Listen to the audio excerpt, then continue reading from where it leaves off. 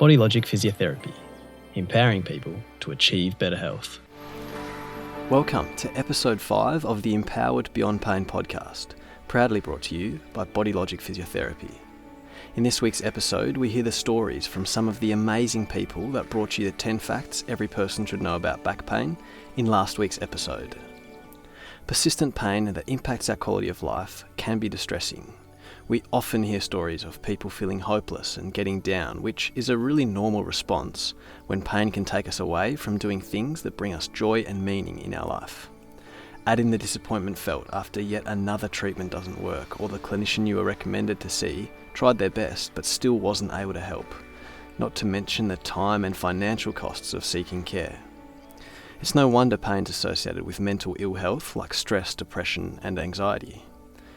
These impacts of pain were common in the cohort of people with disabling low back pain that motivated the 10 Facts About Back Pain scientific paper we discussed last episode, and as you're about to hear, there are common themes that help people get from a place of pain, worry, fear and distress back to living again.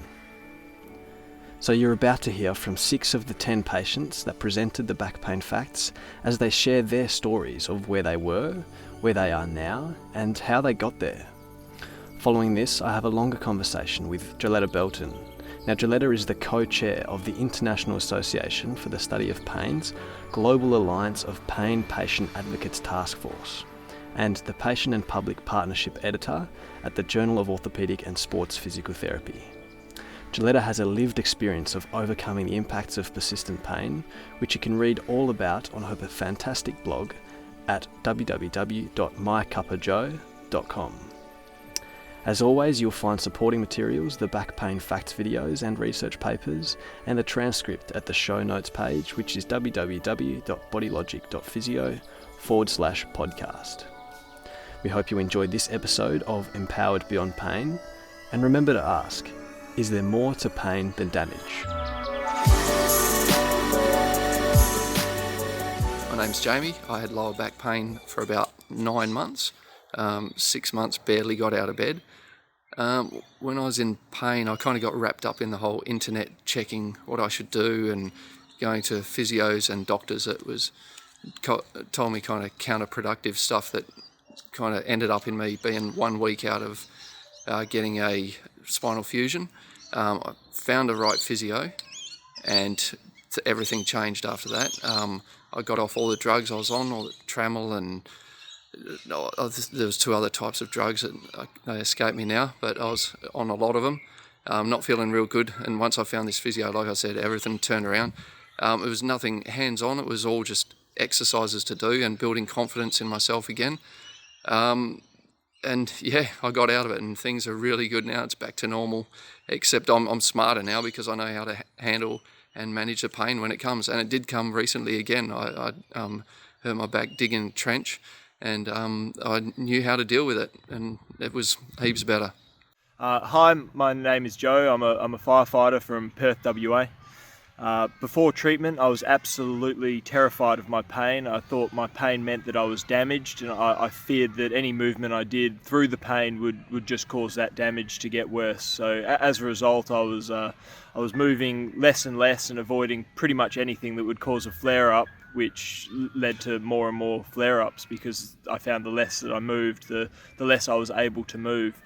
Now I've got my life back. I do everything that I enjoy. Yeah, so there's really nothing that restricts me anymore. I do everything that I was able to do before. I still have pain, but it doesn't bother me in the way that it did. I think that the meaning of the pain has really been taken away, and I think the biggest message that I got that helped do that is that pain didn't mean damage, and that you can have pain, and it just means that you've got sensitive structures, and it doesn't actually mean that there's damage being done and that things are actually getting worse. If there was one message I could give to other people in pain in my situation, it's that even though your pain is absolutely real, you're probably not as damaged as what you've been led to believe. I know that I got some terrible advice really early on that terrified me.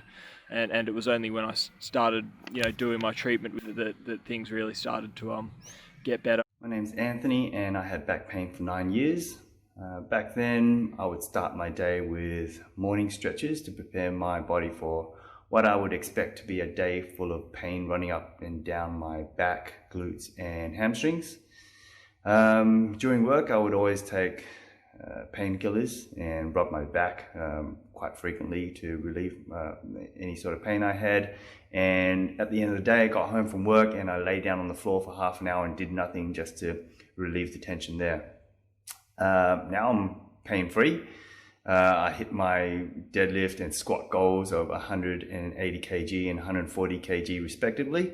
I can play basketball as hard as I want without repercussion, and I've taken up Muay Thai and boxing just because I can, and I've got a son on the way and I look forward to bending over and picking him up and doing whatever a dad needs to do.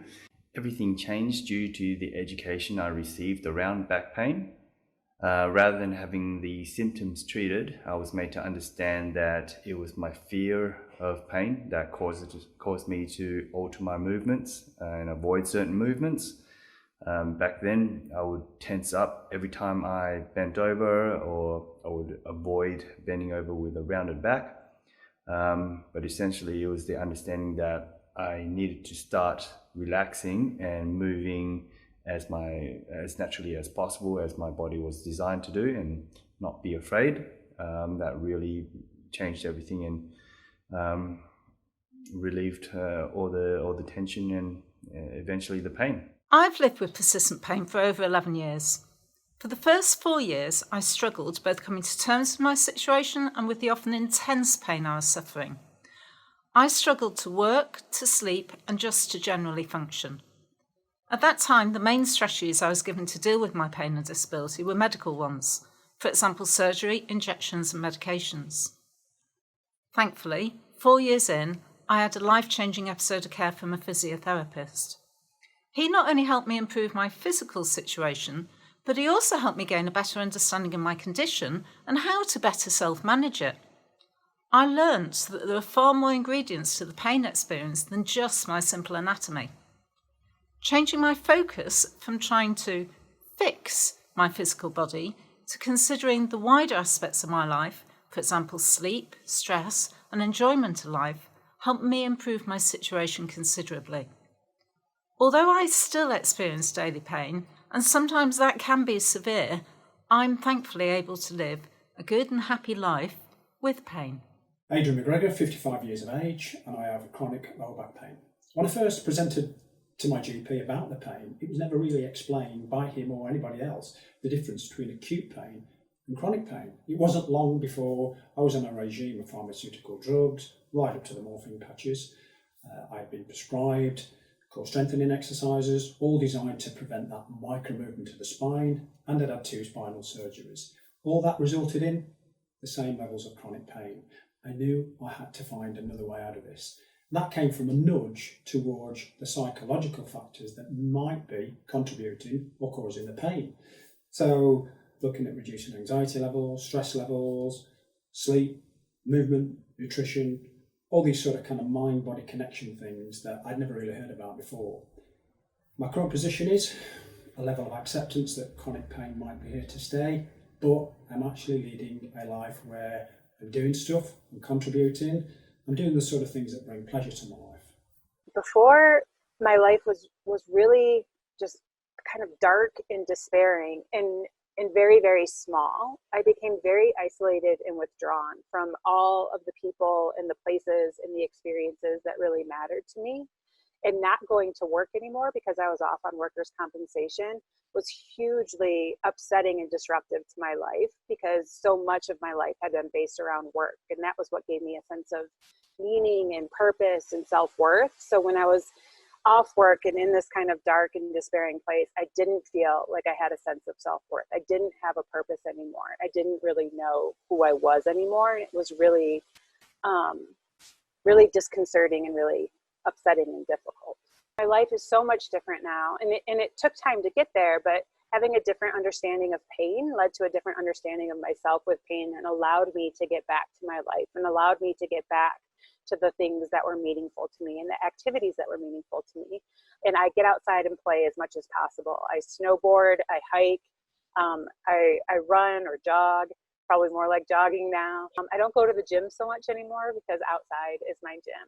And then I also do all the other things that I love, like reading and cooking and coloring and those sorts of things, which are pretty simple indoor-based activities, but also things that I had gotten away from when I was in pain. So just able to do those things that kind of make me feel more like me. My understanding of pain completely shifted, and there was a lot of cognitive dissonance going on when I first started to learn like about pain biology and pain science. But I just understood pain to be less about damage and less about what's happening, immediately in those tissues. That's a part of it. What's going on in the tissues is part of it, but that pain is a whole person experience, that it involves a lot of different biological factors, a lot of different psychological and social factors too, and that all of those things are very real and based in our biology. So I came to understand my pain as being very real, which before meant that it had to be like found on a scan, and understanding pain as real in a different way, that it's something that is affected by and affects all of our systems, our nervous system, our immune system, our endocrine system.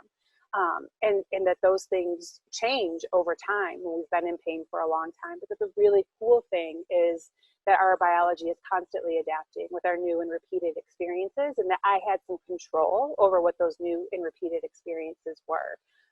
And that was huge. That was huge to understand that I wasn't doing more harm to myself when I was engaging with the activities that meant something to me, and that they would actually be beneficial. A huge thanks to all the patients that generously gave up their time to present the 10 facts and for sharing their stories. When it comes to persistent low back pain, they have walked the walk, and we hope that their stories help others. To find out more, search Back Pain Facts BJSM or head over to the Pain Ed website. So there's the audio from the Stories Behind the Facts videos, which you can find via the link in the description. The audio from Jelara was cut from a longer chat that I had with her, which you're about to hear now. A huge thanks to Jelara for having this chat with us. You can find her on Twitter at MyCupOfJoe or through her website. She has a load of helpful and insightful content on there. So Jelara, can you tell me about what your life looked like, before? Before, my life was really just kind of dark and despairing and very, very small. I became very isolated and withdrawn from all of the people and the places and the experiences that really mattered to me. And not going to work anymore because I was off on workers' compensation was hugely upsetting and disruptive to my life, because so much of my life had been based around work. And that was what gave me a sense of meaning and purpose and self-worth. So when I was off work and in this kind of dark and despairing place, I didn't feel like I had a sense of self-worth. I didn't have a purpose anymore. I didn't really know who I was anymore. And it was really, really disconcerting and really upsetting and difficult. So what sort of stuff couldn't you do, like, in terms of activities and things that you said were meaningful for you? Can you give me some examples? So I couldn't do any of the active things that I used to do before. And I was a very active person. Having been a firefighter, I was very active at work all the time and trained really hard at work. And then when I would get off work, I would go to the gym. I was a total gym rat. And I was also a runner. So my life was based around all of this kind of high intensity activity. And then all of a sudden I couldn't do those things anymore. And I started to develop all of these ideas about pain and what was causing it, that it started to restrict my movement even more. So I wasn't even just not doing that high intensity stuff. I wasn't doing much of anything anymore. I was barely leaving my house at one point in time. Right. So what was the key messages around or meanings around pain that you sort of understood at that time? What was your belief? At that time, I had very damage-based notions of what pain was. I understood pain to be an injury, and that meant there was something wrong with the tissues or the joint or the structure where pain was felt. So moving becomes really difficult when you feel like every time you move, you're doing more harm to yourself and more damage to yourself. And to me, that equation of pain equals damage meant that the more pain I felt, the more damage there was. So it became a very restrictive kind of belief. Sounds tough. So where are you now? What's life look like for you now, and your beliefs as well, your understandings? Yeah, my life is so much different now, and it took time to get there, but having a different understanding of pain led to a different understanding of myself with pain, and allowed me to get back to my life and allowed me to get back to the things that were meaningful to me and the activities that were meaningful to me. We moved to Colorado after this experience, which is a beautiful mountain state in the United States. And I get outside and play as much as possible. I snowboard, I hike, I run or jog probably more like jogging now. And I just generally get outside as much as possible because we live in such a beautiful environment. I don't go to the gym so much anymore because outside is my gym.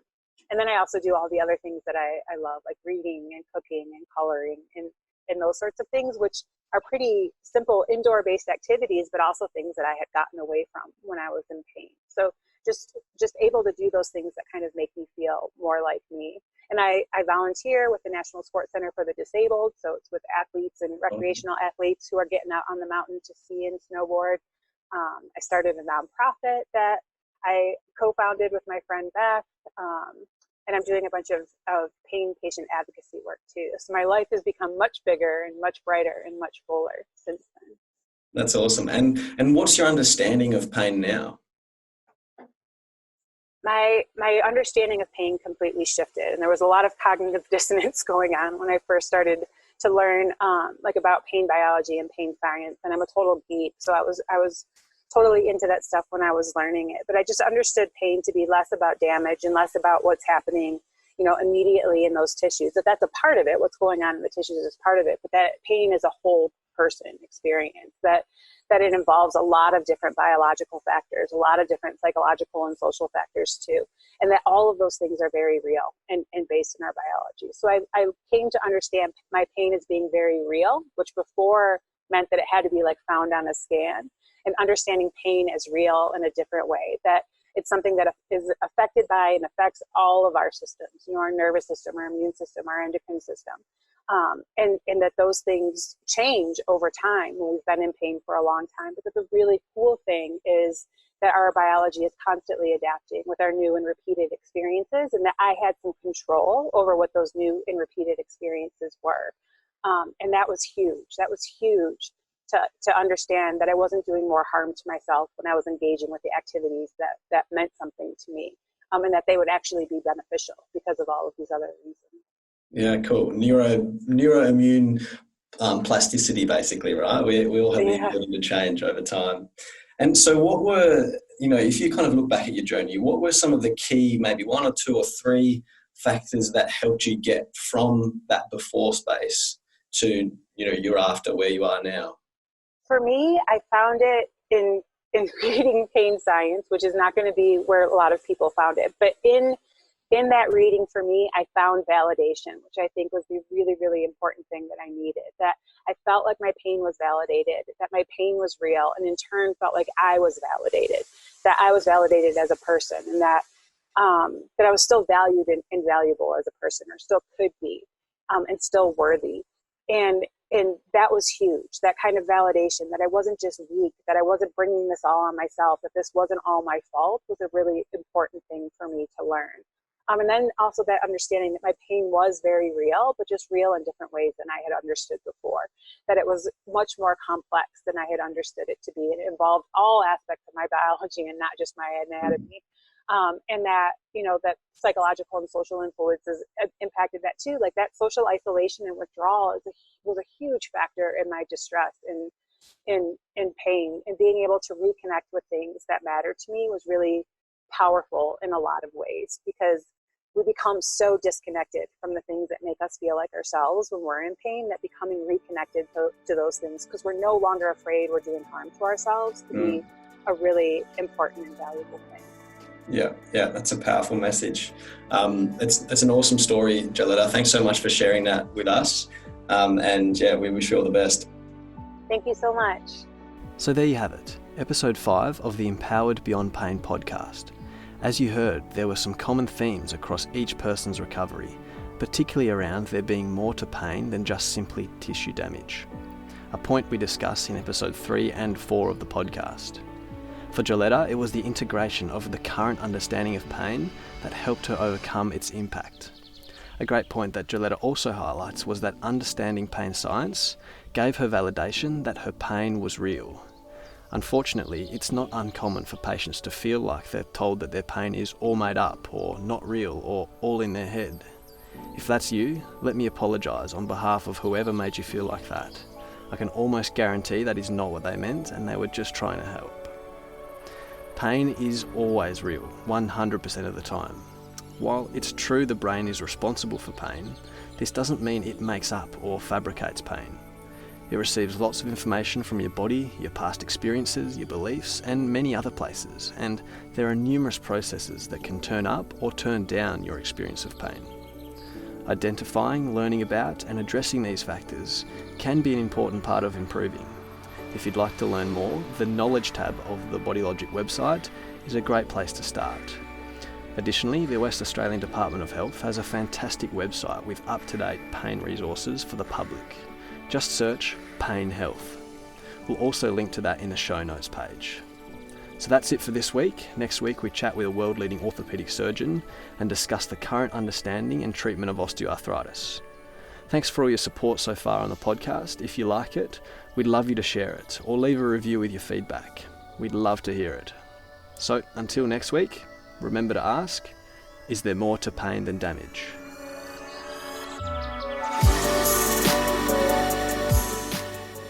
Please note, what you heard on this episode of Empowered Beyond Pain is strictly for information purposes only and does not substitute individualised care from a trusted and licensed health professional.